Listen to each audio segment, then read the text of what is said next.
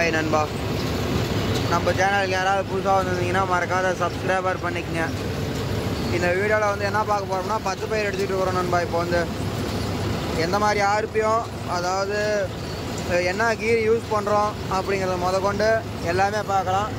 அது இல்லாத இந்த வீடியோவில் இன்னொரு டாபிக் என்னன்னு சொல்லி கேட்டிங்கன்னா, அதாவது இப்போ வருஷம் வந்து 25 நடந்துகிட்டு இருக்குது. இந்தமேட்டு வண்டி எடுத்து கடனை கட்டி முன்னேற முடியுமா அப்படிங்கிற டாப்பிக்கையும் பார்க்கலாம் நண்பா.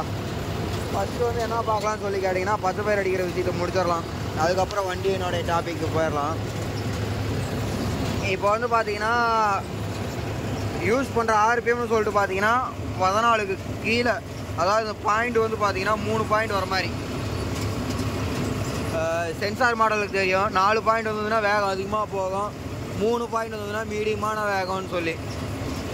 ஏன் இந்த 3 பாயிண்ட் வர மாதிரி மட்டும் கரெக்டாக அட்ஜஸ்ட்மெண்ட் பண்ணி வச்சுருக்கோம், அதுக்கு தகுந்த மாதிரி ஆர்பிஎம் வச்சுருக்கோம் அப்படின்னு சொல்லி கேட்டிங்கன்னா, வேகமாக அதாவது 4 பாயிண்ட் வர மாதிரி வச்சு ஓட்டையிலன்னு வந்து பார்த்தீங்கன்னா ரீலரும் வேகமாக சுற்றுது, அதே மாதிரி வண்டியும் கொஞ்சம் வேகமாக போகுது.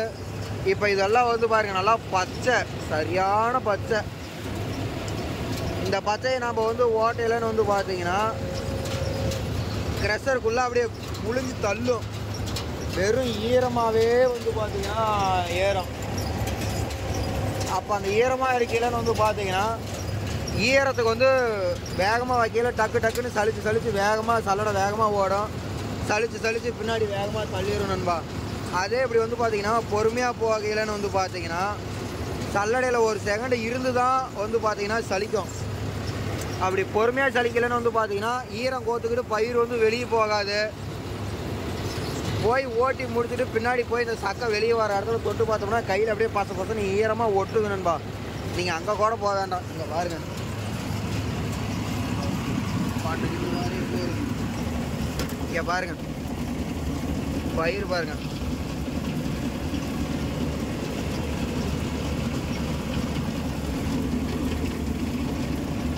அப்படியேதான் இந்த இடத்துல இப்படி விட்டு எடுத்தோம்னா கையில் பாருங்க நப்பு தெரியுதா, அப்படியே பசன்னு ஒட்டுது. சொல்ல போனால் அந்த அளவுக்கு வந்து பார்த்தீங்கன்னா ஈரம், எந்த அளவுக்கு பயிர் நீட்டாக இருக்குன்னு பாருங்களேன்.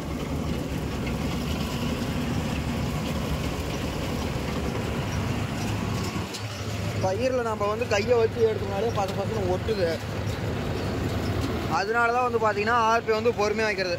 ஆனால் கீழே வந்து பயிர் இறையுமான்னு கேட்டிங்கன்னா ஒரு பயிர் கூட இறையாது நண்பா.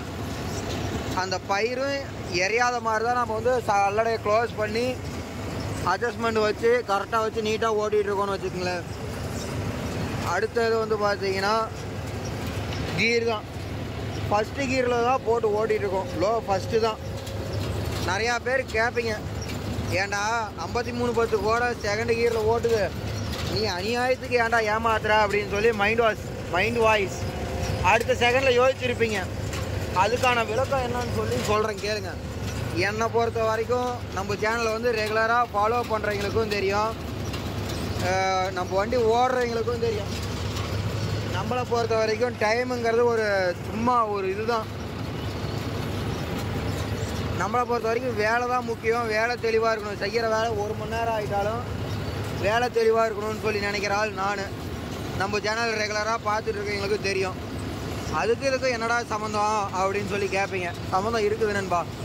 இப்போ வந்து பார்த்தீங்கன்னா 1.3 இந்த இடத்துல பாருங்கள் ஸ்பீடு காட்டுதா, அதே இப்போ பாருங்கள் செகண்டில் போட்டிருக்கேன், லோ செகண்டில் 1.9 ஸ்பீடு, 1.3 4 5 6 7 8 9, அதாவது 6 கிலோமீட்டர் ஸ்பீடு. இன்னும் கொஞ்சம் வேகம் போகுது. அப்போ வேகம் போகலன்னு வந்து பார்த்தீங்கன்னா இல்லை ஃபஸ்ட்டு கீரில் ஓட்டுறதுக்கு என்ன இதுன்னு சொல்லி கேட்டிங்கன்னா, இப்போ லோ ஃபஸ்ட்டில் வந்து போடுறோம், இவ்வளோ பச்சையும் உள்ளே போச்சுன்னா க்ரெஷரில் வந்து அடிச்சிடும் நண்பா, லோடெலாம் இருக்காது. ஆனால் அந்த ஈரம் வந்து பார்த்தீங்கன்னா பிணைய ஆரம்பிச்சிடும், ஈரம் அதிகமாக இருக்க. இதுன்னா வந்து பார்த்தீங்கன்னா ஒரு சுற்றுறதுலேயே இப்போ இதெல்லாம் பிச்சு எடுத்துடும். மறுபடியும் ஒரு சும்மா சுற்றும் க்ரெஷரு, கொஞ்சம் காற்று வேகமாக சுற்றியில் க்ரெஷரில் ஒட்டியிருக்க ஈரம் இது எல்லாமே வந்து பார்த்தீங்கன்னா வெளியே போயிடும். அது இல்லாத வந்து பார்த்தீங்கன்னா குப்பையோட சேர்த்தாது நண்பா, பிணைய ஆரம்பிக்காது. கொஞ்சம் கொஞ்சமாக போகும். வேகம் போனால் வேகமாக உள்ளே போவோம். இப்போ வந்து பார்த்தீங்கன்னா பொறுமையாக அரி உள்ளே போகுது. அப்படிங்கிற வந்து பார்த்தீங்கன்னா அதை வந்து அடித்து கொஞ்சம் கொஞ்சமாக பின்னாடி தள்ளிடும். குப்பையாட சேர விடாதுன்னு வச்சுக்கங்களேன். செகண்டில் ஓட்டினோம்னா என்ன பண்ணும், குப்புன்னு போகும், டக்குன்னு போய் அடித்து பின்னாடி தள்ளும். அதில் வந்து பார்த்தீங்கன்னா அடிக்கும், அடிக்காமலும் போகும். எப்படி சொல்கிறேன்னா நண்பா, பொறுமையாக போய் அரி பொறுமையாக போவையிலன்னு வந்து பார்த்தீங்கன்னா இது வந்து சின்ன வண்டியில் பச்சை பயிரோ இல்லை மக்கா சோளமோ கொட்டுவாங்க, அதாவது டிராக்டரில். அந்த வண்டி கான்செப்ட் தான் நண்பா. பொறுமையாக போவையிலன்னு வந்து பார்த்தீங்கன்னா பயிர் இறச்சலும் வராது. சிறுவை க்ரெஷரில் அடித்து க்ரெஷர் ஓட்டையில் இறங்கிடும் பாதி இது பாய்க்கு. அப்புறமேட்டுக்கு சல்லடையில் போவையில் 1-2 இருக்கிறதும் வந்து பார்த்தீங்கன்னா சல்லடை வழியாக இறங்கிடும். அதனால வந்து பார்த்தீங்கன்னா நீட்டாக வருது. இது என்ன ஒரு கான்செப்ட்னு சொல்லி கேட்டிங்கன்னா, வேகமாக போவையில் குப்புன்னு அடித்து குட்டானமாக அரியாக விழுவோம். சல்லடையும் நம்ம வந்து பார்த்தீங்கன்னா பொறுமையாக ஆட்டுற மாதிரி தான் வச்சுருக்கோம். ஏன்னா கொஞ்சம் கொஞ்சமாக வெளியே குப்பை கொட்டுற மாதிரி பொறுமையாக கொட்டையில் தான் வெளியே வந்து சலித்து குட்டானமாக போகிற இதுலேயே கூட சலித்து வெளியே போவோம் அப்படின்னு சொல்லிட்டு. எப்படின்னா நண்பா, ஒரே ஒரு நிமிஷம் இருங்க, எடுத்துக்காட்டு காட்டுறேங்க பாருங்கள். அந்த இடத்துல பாருங்கள் குட்டானமாக விழுந்துருக்குதா சக்கை. அதில் வந்து பார்த்தீங்கன்னா கண்டிப்பாக பயிர் இருக்கும் அப்படின்னு சொல்லி நான் சொல்கிறேன். ஏன்னு சொல்லி கேட்டிங்கன்னா, அப்படி போய் இந்த மேலே செகண்டில் தான் போனேன். டக்குன்னு போய் அடிக்குதா, அடித்ததுமா அப்படி திருப்பி குட்டானமாக விழுந்துடும். அந்த இடத்துல வந்து பார்த்தீங்கன்னா பெருசாக சலிச்சிருக்காது. பெருசாக சலிக்கல அப்படிங்கிற பயிரும் வேஸ்ட்டாக போயிடுது, ஓட்டுன காசும் பிரயோஜனம் இல்லாத போயிடுது, காட்டுக்காரங்களுக்கும் பிரயோஜனம் இல்லை, நமக்கும் கெட்ட பேர். வண்டி வந்தது தான் பாரு, லக்கிம்டி வண்டி வந்தது, கண்ணா பின்னாடி பயிரை இறச்சிட்டு போயிட்டான் அப்படிங்கிற பேர் வரும். அந்த பேர் வரக்கூடாதுங்கிறது நம்ம வந்து ஃபஸ்ட்டில் போட்டிருக்கோம். இப்போ வந்து பார்த்தீங்கன்னா ஒரு சீராக வந்து பார்த்தீங்கன்னா தாள் கொட்டும். ஒரே ஒரு நிமிஷம் வண்டி திருப்பிக்கிறேன். அப்படியே அந்த வேறு பிடுங்கினால செடிக்கு மேலே போட்டுருங்க, எடுத்துக்குவேன்.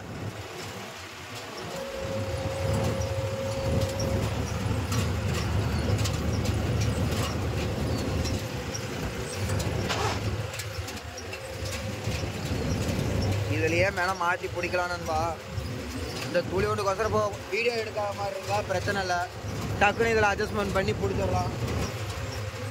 நம்ம வேறு வீடியோ எடுக்கிறோமா, ஒரு கையில் தான் ஸ்டேரிங் கண்ட்ரோலு அட்ஜஸ்ட்மெண்ட்டு இது எல்லாமே இருக்குது.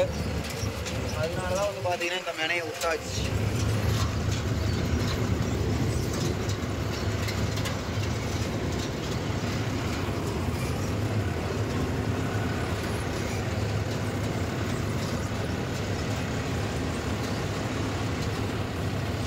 இப்போ வந்து உங்களுக்கு புரிஞ்சிருக்குன்னு நினைக்கிறேன் நண்பா.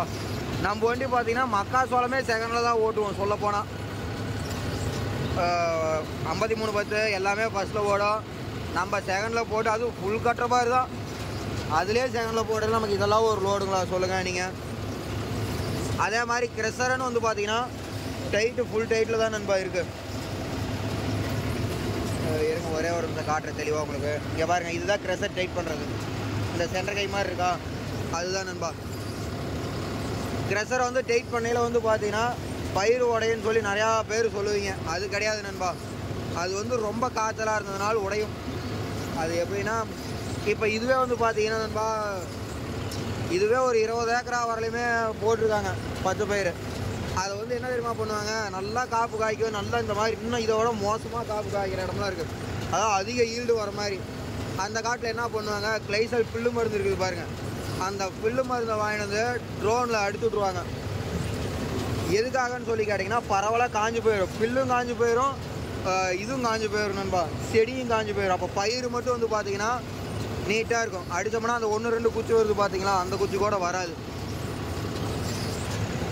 அதனால வந்து பார்த்தீங்கன்னா அந்த மாதிரி காட்டிலாம் இவ்வளோ வைக்கக்கூடாது. இன்னும் ஒரு சுற்று 2 சுற்று கம்மி பண்ணலாம். பட் இருந்தாலும் இவ்வளோ தூரம் வைக்காதனால மேக்ஸிமம் பயிர் வந்து உடையாது. க்ரெஷர் வந்து பார்த்தீங்கன்னா ஃபுல் டைட்டு தான் வச்சுருக்கிறேன். பயிர் உடையதா இல்லையா அப்படிங்கிறத நீங்கள் வந்து நீங்களே பாருங்கள். நான் சொன்னால் நம்ப போட மாட்டீங்க. இங்கே பாருங்கள், தோராயமாக அல்றேன், இல்லை பிடிக்கிறேன், அப்படியே கொட்டை பிடிக்கிறேன். இந்த இடத்துல வைக்கிறேன்னா ஒரு பயிர் உடஞ்சிருக்கா அப்படின்னு சொல்லிட்டு நீங்களே பாருங்கள். என்ன இது இப்படி தெரியுது, ஒரு பயிர் உடஞ்சிருக்குதா அப்படின்னு சொல்லிட்டு நீங்களே பாருங்கள். அந்த பூவு இந்த காய் தான் நண்பா இருக்குது, ஒரு பயிர் கூட உடச்சலே இல்லை.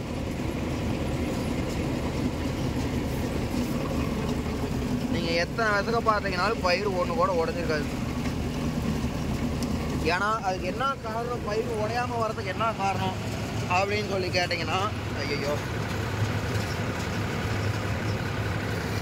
சரிங்க வண்டி பாட்டுக்கு ஓடுது. சும்மா சும்மா வண்டி நிறுத்தினா காட்டுக்காரங்க டென்ஷன் ஆயிடுவாங்க, என்னடா வண்டி நிறுத்தி ஓட்டுற அப்படின்னு சொல்லிட்டு. இதுவே வந்து பார்த்தீங்கன்னா தலை இல்லாத காஞ்சிருந்ததுன்னு வச்சுங்களேன், இந்த அளவுக்கு பச்சை இல்லை, செடி ஓரளவுக்கு காஞ்சிருச்சு அப்படிங்கலன்னு வந்து பார்த்தீங்கன்னா இந்த இடத்துல அறுக்கையிலே புகை போகும். அந்த செடி இப்படி ரீலர் இழுக்குது பார்த்தீங்கன்னா இதை, அப்போயே வந்து பார்த்தீங்கன்னா மேக்ஸிமம் தலை எல்லாமே கொட்டிடும். அந்த மாதிரி இதுக்கெல்லாம் வந்து பார்த்தீங்கன்னா தேர்டு செகண்டெல்லாம் போட்டு ஓட்டுவேன். நானே ஓட்டியிருக்கேன் தேர்டு கீரில். இப்படி உள்ள இழுக்கையிலே வந்து பார்த்தீங்கன்னா அப்படியே தலை சலந்தாலும் கீழே கொட்டும், அந்தளவுக்கு காஞ்சி போயிடும். அந்த காட்டிலலாம் என்ன பண்ணுவோம்னா தேர்டு கீர் போட்டு ஓட்டுவோம். எதுக்காக தேர்டு கீர் அப்படின்னு சொல்லி கேட்டிங்கன்னா, வேகமாக போச்சுன்னா தானே நண்பா அரி வந்து கீழே விழுவாது, அறுத்து டக்கு டக்குன்னு உள்ளே ஏறும் அப்படின்னு சொல்லிட்டு. நம்ம வந்து என்றைக்குமே டைமுக்காக பணம் சம்பாதிக்கிறதுக்கோசரம் வேலை செய்ய மாட்டோம் நண்பா. ஒரு வேலை வந்து செய்கிறோம் அப்படின்னா அந்த இடத்துல வந்து நம்ம பேர் நிற்கணும். முடிஞ்ச அளவுக்கு நம்ம எஃபெக்டை போடணும். எஃபெக்டை போட்டு நீட்டாக தெளிவாக ஓட்டி கொடுக்கணும் நண்பா. தெளிவாக ஓட்டி கொடுத்தோம்னா மட்டும்தான் நம்ம பேர் வந்து நல்லா இருக்கும்னு வச்சுக்கோங்க. இன்னொரு வண்டிக்காரர் வந்திருக்காரு, இருங்க அந்த வண்டிக்காரரை காட்டுறேன். அங்கே பாருங்க நடந்து வந்துக்கிட்டு இருக்காரா, ப்ளூ கலர் சொந்தா போட்டுக்கிட்டு. எங்கள் ஊர் வண்டிக்காரர் தான் நண்பா. எதோட விட்டேன் வண்டி வந்து 10 பேர் இந்த மீடியமான இதில் தான் 63 HP 55 HPன்னு கேட்டிங்கன்னா ஸ்டாண்டர்டாக தான் போட்டிருக்கேன். நம்ம எப்போவுமே ரோட் ரன்னிங் மட்டும்தான் எக்கோவில் போடுவோம், மீதி எல்லாமே ஸ்டாண்டர்ட் தான் நண்பா. இருந்திருந்த வாக்கில் சவுண்ட் வரவும் கதறிட்டேன்.